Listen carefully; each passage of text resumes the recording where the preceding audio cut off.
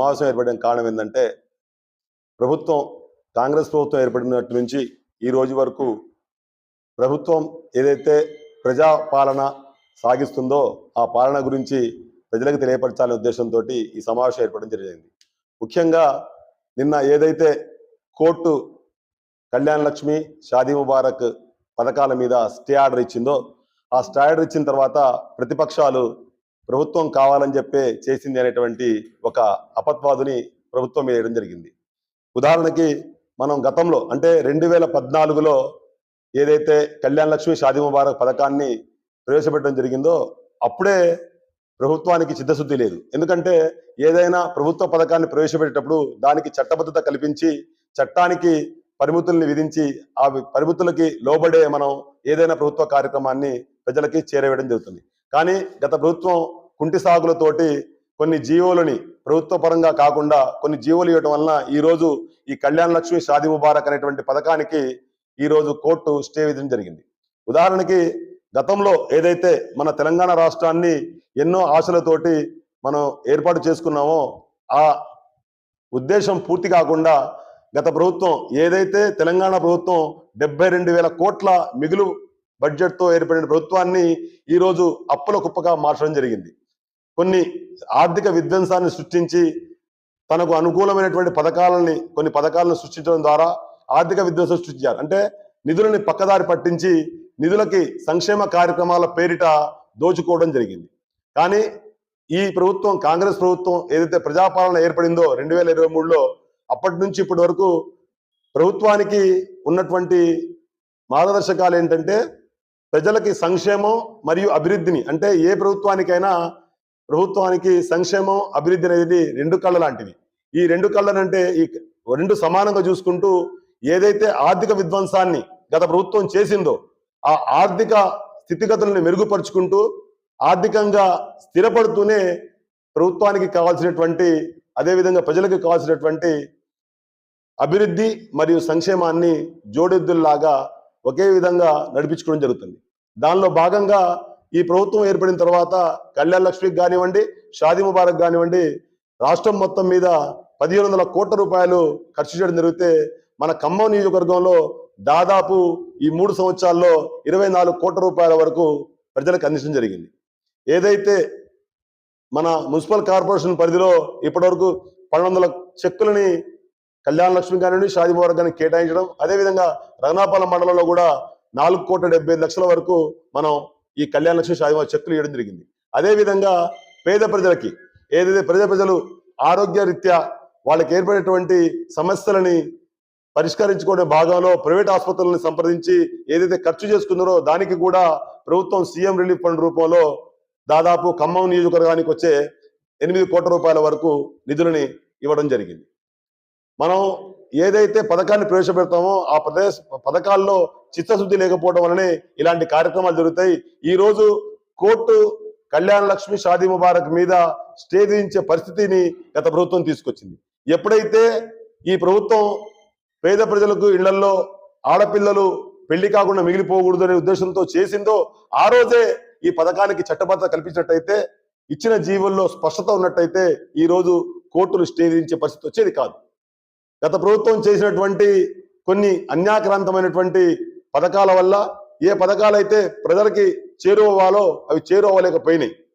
కాబట్టి ఏదైతే మనం తెలంగాణ ప్రభుత్వం ఏర్పడిన తర్వాత గౌరవ ముఖ్యమంత్రి రేవంత్ రెడ్డి గారు కానివ్వండి, అదేవిధంగా మన ఖమ్మం నియోజకవర్గం నుంచి ప్రాతినిధ్యం వహిస్తున్న గౌరవ వ్యవసాయ శాఖ మంత్రులు తుమ్మల నాగేశ్వరరావు గారు ప్రజా సంక్షేమం అదేవిధంగా అభివృద్ధి అనే నినాదంతో ముందుకు సాగుతున్నాం. గతంలో ఏదైతే పాలకులు ఉన్నారో ఆ పాలకులు కేవలం పార్టీల పరంగా ఆలోచించి అభివృద్ధిని కొంతవరకు మాత్రమే పరిమితం చేయగలిగారు. కానీ తుమ్మల నాగేశ్వరరావు గారు వచ్చిన తర్వాత పార్టీలకు అతీతంగా మా డివిజన్ కార్పొరేటర్ ఉన్నాడా లేకపోతే మా పార్టీ కార్పొరేటర్ ఉన్నాడా అనేటువంటి పక్షపాత ధోరణి అవలంబించకుండా అన్ని పార్టీలకి సమానంగా నిధులను కేటాయించి ఇవాళ ఖమ్మం నగరం అభివృద్ధిలో పరుగులు పెడుతుందంటే కేవలం తుమ్మల నాగేశ్వరరావు గారి దార్శనికత వల్లనే అని చెప్పి చెప్పడంలో అతిశయోక్తి లేదు. తుమ్మల నాగేశ్వరరావు గారు రాజకీయాలని కేవలం ఎన్నికల వరకు మాత్రమే పరిమితం చేస్తారు. అభివృద్ధిలో కానివ్వండి, సంక్షేమ కార్యక్రమాలు చేపట్టడంలో కానివ్వండి, తుమ్మల నాగేశ్వరరావు గారికి పార్టీలకు అతీతంగా ఏ పార్టీ అయినా సరే, ఏ పార్టీ వారు వచ్చి తనను సంప్రదించినా ఈ రోజు తుమ్మల నాగేశ్వరరావు గారు చేస్తున్నటువంటి అభివృద్ధిని ప్రజలు అన్ని 1000 నోళ్లతోటి పొగుడుతున్నారు. ఎందుకంటే వచ్చినప్పుడు కాంగ్రెస్ ప్రభుత్వం ఏర్పడిన తర్వాత ఉన్నటువంటి ఆర్థిక లోటుని పూడ్చుకుంటూనే ఇవాళ అభివృద్ధి మరియు సంక్షేమాన్ని పరుగులు పెట్టిస్తున్నటువంటి ప్రభుత్వం ప్రజాప్రభుత్వం. ఇందిరమ్మ ఇళ్లు కానివ్వండి, పేద ప్రజలకు ఉచిత విద్యుత్ కానివ్వండి, ఉచిత బస్సు ప్రయాణం కానివ్వండి, లేకపోతే మన మంత్రి ఏదైతే శాఖకి ప్రాతినిధ్యం వహిస్తున్నారో వ్యవసాయ శాఖకి, ఆ వ్యవసాయ శాఖలో వినూత్నమైనటువంటి మార్పుల్ని తీసుకురావడం, రైతులకి ఏదైతే మాట ఇచ్చారో ఆ మాట ప్రకారం వాళ్ళ ఖాతాల్లో డబ్బులు జమ చేయడం కానివ్వండి, ప్రతి పనిని కూడా ఏదైతే ఆర్థిక లోటు ఉందో ఈ ఆర్థిక లోటును పూడ్చుకుంటూ గత ప్రభుత్వం చేసినటువంటి ఆర్థిక విధ్వంసాన్ని, అవసరం లేని నిధులకి అత్యధికంగా నిధులు కేటాయించుకొని పక్కదారి మళ్లించినటువంటి గత ప్రభుత్వానికి బుద్ధి చెబుతూనే ఆ ప్రభుత్వం తీసుకున్నటువంటి నియంతృత్వ పోకడలని అవలంబించకుండా కాంగ్రెస్ ప్రభుత్వం ప్రజాపాలన పేరుతో ఏర్పడింది కాబట్టి ప్రజల కోసం చేరువయ్యే కార్యక్రమాలే చేస్తుంది. దానిలో భాగంగానే ఏదైతే గత ప్రభుత్వం తీసుకున్నటువంటి నియంతృత్వ పోకడుందో, కళ్యాణ లక్ష్మి, షాదీ ముబారక్ చెక్కులకి చట్టబద్ధత లేకుండా జారీ చేసిన జీవోలని మళ్ళీ మన ప్రభుత్వం, ఈ కాంగ్రెస్ ప్రభుత్వం సమీక్షించి దానికి చట్టబద్ధత కల్పించి మళ్ళీ పేద ప్రజలకి కళ్యాణ లక్ష్మి, షాదీ ముబారక్ చెక్కులని అతి త్వరలో అందించడం జరుగుతుంది. ఏదైతే స్టే విధించిందో కోర్టు, ఆ స్టేని కూడా తొలగించేట్టు చేస్తుంది కాబట్టి అని తెలియజేసుకుంటూ అందరికీ నమస్కారం. మీడియా మిత్రులకు, అదేవిధంగా నా తోటి కార్పొరేటర్లకు అందరికీ కూడా నమస్కారం. గడిచిన 10 సంవత్సరాల్లో మొట్టమొదటిసారి 14వ డివిజన్గా ఉన్నటువంటి రోజున నేనుగా కార్పొరేటర్గా ఉంటుంది. ఆ తర్వాత 18వ డివిజన్ అయిన తర్వాత మా సతీమణి మందరపు లక్ష్మి గారు మొన్నటి వరకు బాధ్యతల్లో ఉన్నారు. ఈ గడిచిన 10 సంవత్సరాల్లో మొట్టమొదటిసారిగా గౌరవ మంత్రివర్యులు, ఈనాటి మంత్రివర్యులు ఎవరైతే ఉన్నారో తుమ్మల నాగేశ్వరరావు గారు, ఆనాడు మమ్మల్ని అందరినీ కూడా టీఆర్ఎస్ పార్టీలోకి ఆహ్వానించి వారే ఆనాడు మాకు ఈ కార్పొరేటర్ పదవులు ఇవ్వడం జరిగింది. అభివృద్ధి అప్పటి నుంచి కూడా పరంపర కొనసాగుతూ వచ్చింది. నా డివిజన్లో ఆనాడు 14, ఈనాడు 18 కూడా అదే డివిజన్. కొంచెం చిన్న చిన్న తేలు మార్పులు జరిగినాయి తప్ప అదే డివిజను. ఆ డివిజన్లో దాదాపుగా అసలు ఏమీ అభివృద్ధి లేనటువంటి, మీకు కూడా చాలా మందికి తెలిసి ఉంటుంది, ఆ ఏరియా వాళ్ళు ఉండుంటారు. ఏమీ ఒక 10 గజాలు కూడా రోడ్లు లేనటువంటి ఏరియాని గౌరవ తుమ్మల నాగేశ్వరరావు గారి ఆధ్వర్యంలో ఈనాడు ఎక్కడా కూడా 1% కూడా సీసీ రోడ్ లేకుండా పూర్తి చేసుకోవటం జరిగింది. దానికి దాదాపుగా పోయిన పీరియడ్లో నేను 8 కోట్ల రూపాయలు పనిచేశాను. ఈ తర్వాత జరిగినటువంటి కాలక్రమేణా అజయ్ కుమార్ గారు కానివ్వండి, లేకపోతే మళ్ళీ తుమ్మల నాగేశ్వరరావు గారు వచ్చిన తర్వాత 100 కిలోమీటర్ల స్పీడ్గా, అంటే అర్థం చేసుకోవాలి మీరు, 17 కోట్ల రూపాయలు పనులు చేయడం జరిగింది నాటి వరకు. ఇప్పుడు కూడా 5 కోట్ల రూపాయలు మన బడ్జెట్లో ఇవ్వడం జరిగింది. అది ప్రపోజల్ నడుస్తూ ఉంది. అది కూడా అయిపోతే 17 కోట్ల రూపాయలు పూర్తి అవుతూ ఉంటాయి. అది బీటీ రోడ్లు కానివ్వండి, సీసీ రోడ్లు కానివ్వండి, ట్రైన్లు కానివ్వండి, ఏదైనా కూడా డివిజన్లో అడిగింది లేదనకుండా ఇచ్చినటువంటి మహానాయకుడు తుమ్మల నాగేశ్వరరావు గారు. వారికి సభాముఖంగా మీడియా సమక్షంలో ధన్యవాదాలు, కృతజ్ఞతలు తెలియపరుస్తా ఉన్నాం. అంతేకాకుండా ఏదైతే టీఆర్ఎస్ ప్రభుత్వం ఆనాడు మేనిఫెస్టోలో పెట్టిందో కళ్యాణ లక్ష్మి, షాదీ ముబారక్ ఏదైతే ఉన్నదో దాన్ని కూడా మా డివిజన్ చాలా విశాలవంతమైంది. కాకపోతే ఇక్కడ లెక్కలు, గణాంకాలు కొంచెం తప్పించారనుకుంటున్నాను. కానీ నా డివిజన్లో ఏ ఒక్క సంవత్సరం కూడా 10కి తగ్గకుండా 20 కూడా షాదీ ముబారక్ ఇవ్వడం జరిగింది. కానీ ఆ లెక్కలు ఇక్కడ సక్రమంగా రాలేదు. అవి అటు ఇటు జరిగి ఉంటాయని నేను భావిస్తా ఉన్నా. ఏదైతేనేమి దాదాపుగా గడిచిన సంవత్సరంలో దాదాపు 17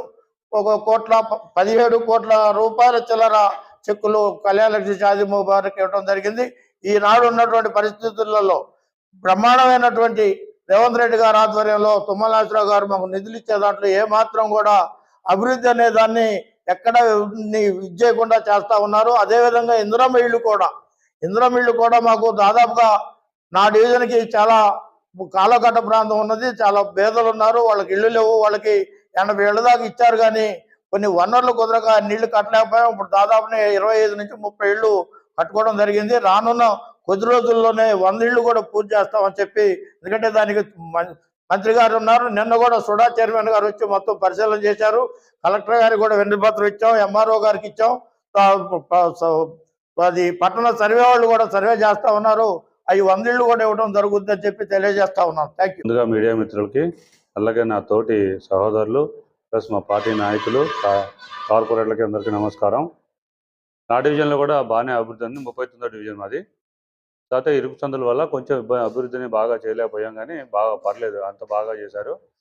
లాస్ట్ టైం కూడా వారు మంత్రి గారు మాట ఇచ్చిన అన్ని కూడా ఇచ్చారు మాకు. అట్లాగే కళ్యాణ లక్ష్మి చెక్కులు, షాదీ ముఖర్ చెక్కులు కూడా వచ్చాయి.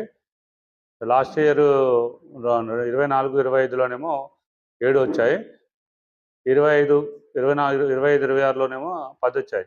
మొత్తం కూడా 17 రావడం జరిగింది 2 సంవత్సరాల్లో. అంతా అభివృద్ధి కూడా బాగా చూసుకున్నారు. మంత్రి గారు మాట ఇచ్చినట్లుగానే మాకు పని చేసి పెడుతున్నారు కాబట్టి మంత్రి గారికి ధన్యవాదాలు. మీడియా మిత్రులకి, నా తోటి కార్పొరేటర్లకి అందరికీ నమస్కారం. 19th డివిజన్లో ఏదైతే ఉందో తుమ్మల నాగేశ్వరరావు గారు వచ్చినా కానీ నాకు 4 కోట్ల బడ్జెట్ ఇవ్వడం జరిగింది. తర్వాత కళ్యాణ లక్ష్మి చెక్కులు వచ్చేసి 32 చెక్కులు, ఈ 3 సంవత్సరాల్లో 32 చెక్కులు కళ్యాణ లక్ష్మి చెక్కులు ఇవ్వడం జరిగింది. సీఎం రిలీఫ్ ఫండ్ చెక్కులు వచ్చేసి ఈ 3 సంవత్సరాల్లో ఒక 50 చెక్కులు సుమారుగా సీఎం రిలీఫ్ ఫండ్ ఇవ్వడం జరిగింది. రేవంత్ రెడ్డి గారు ఆధ్వర్యంలో డెవలప్మెంట్ అన్నది ఎక్కడ కూడా కుంటిపడకుండా ఇచ్చిన హామీల ప్రకారంగా అన్నీ కూడా ఒకటే అరా తప్పనిచ్చి కంప్లీట్గా కాంగ్రెస్ పార్టీ అధికారంలో వచ్చినాకాలి చేయటం జరిగింది. తుమ్మల నాగేశ్వరరావు గారు మంత్రివర్యులు ఏ డివిజన్ అయితే డెవలప్మెంట్ కాలేదో ఆ డివిజన్ని, విలీన ప్రాంతంలో ఉన్న డివిజన్ని ఖచ్చితంగా కూడా డెవలప్మెంట్ చేస్తానని చెప్పేసి ఆ రోజులల్లా ఎలక్షన్లో మాట ఇచ్చాడు. ఆ మాట ప్రకారంగా ఏదైతే కొత్తగూడెం అల్లీపురం నుంచి ముస్తాఫనగర్ కూడా 4 లైన్ల రోడ్డు కూడా మేము అడిగాము, ఖచ్చితంగా చేసి పెడతానని మాట ఇచ్చాడు. ఆ మాట ప్రకారంగా ఆ మహానుభావుడు ఖచ్చితంగా ఆ రోడ్డును కూడా శాంక్షన్ చేపించేసి బ్రహ్మాండంగా 4 లైన్ల రోడ్డుని శాంక్షన్ చేశాడు. ఇంతకాడికి ఎక్కువ డెవలప్మెంట్ ఎక్కడ జరిగింది మీరున్న కాలంలో? డివిజన్కి ఎంత బడ్జెట్ ఇచ్చారు? ఇవాళ ఎంత బడ్జెట్ తీసుకొచ్చి కాంగ్రెస్ పార్టీ తుమ్మల నాగేశ్వరరావు గారు, రేవంత్ రెడ్డి గారి ఆధ్వర్యంలో ఎంత బడ్జెట్ తీసుకొచ్చి ఇవ్వటం జరుగుతుంది కూడా మీరందరూ కూడా గమనించాలి. ఏదున్నా కూడా కాంగ్రెస్ పార్టీ ప్రజల కోసం, రైతుల దగ్గర నుంచి ఏదున్నా కూడా అన్ని రకాలుగా మాట ఇచ్చిన ప్రకారంగా మనకి మొన్న కూడా మీరు చూశారు. రైతులు ధాన్యం కూడా ఒక వడ్ల గింజ కూడా రోడ్డు మీద లేకుండా అన్ని కొనుగోలు చేయడం కూడా జరిగింది.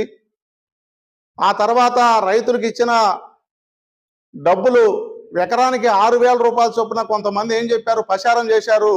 2 ఎకరానికి వేసి కాంగ్రెస్ పార్టీ మబ్బు పెట్టిద్దని చెప్పారు. నిలబడి మొన్న డబ్బులు రైతులు ఖాతాలలో ఎక్కడ ఎకరాలు చూడకుండా కంప్లీట్ చేసిన, ఇంతకాడికి ఎక్కువ ఇంకా ఏమి మనకి కావాలని చెప్పేసి కోరుకుంటూ నాకు ఈ అవకాశం మీ అందరికీ నమస్కారం పెట్టి సెలవు తీసుకుంటున్నాను. అందరికీ నమస్కారం. ఇక్కడికి ఇచ్చేసిన కార్పొరేటర్లకి, మీడియా మిత్రులకి అందరికీ నమస్కారం. నా రాష్ట్ర కాంగ్రెస్ ప్రభుత్వం వచ్చినాక ఈ రాష్ట్రంలో ఎన్నో అభివృద్ధి కార్యక్రమాలు, ఎన్నో సంక్షేమ పథకాలు మన రేవంత్ రెడ్డి గారి ద్వారా జరుగుతున్నాయి. మన ఖమ్మం నియోజకవర్గంలో తుమ్మల నాగేశ్వరరావు గారు మినిస్టర్ అయినాక ఎన్నో అభివృద్ధి కార్యక్రమాలు చేయడం జరుగుతున్నది. ఎంతో మందికి సంక్షేమ పథకాలు ఇవ్వడం జరుగుతుంది. మన 21వ డివిజన్లో తుమ్మల నాగేశ్వరరావు గారి ద్వారా షాదీ ముబారక్, కళ్యాణ లక్ష్మి కింద 2023 నుంచి 24 వరకు 43 మందికి చెక్కులు ఇవ్వడం జరిగినది. అదేవిధంగా 2025 నుంచి 26 వరకు 37 మందికి చెక్కులు ఇవ్వడం జరిగింది. ఇందిరమ్మ ఇల్లు 29 మందికి ఇల్లు కట్టియడం జరిగినది. అదేవిధంగా టాటా షోరూమ్ 21వ డివిజన్లో మమతా రోడ్ నుంచి సత్య మెడికల్ షాప్ వరకు ఒకప్పుడు రోడ్డు చాలా ఇబ్బంది ఉండి ప్రజలు చాలా ఇబ్బంది పడ్డారు. అది డబల్ రోడ్డు చేయడం జరిగింది. ఇట్లా 21వ డివిజన్లో ఎన్నో అభివృద్ధి కార్యక్రమాలు తుమ్మల నాగేశ్వరరావు గారి ద్వారా చేయడం జరిగింది. ఎంతో మందికి సంక్షేమ పథకాలు ఇప్పించడం జరిగింది. ఇది ఒక కాంగ్రెస్ ప్రభుత్వం వచ్చినాక రేవంత్ రెడ్డి గారి నాయకత్వంలో మా 21వ డివిజన్లో ఎంతో మందికి న్యాయం జరిగిందని తెలియపరుస్తూ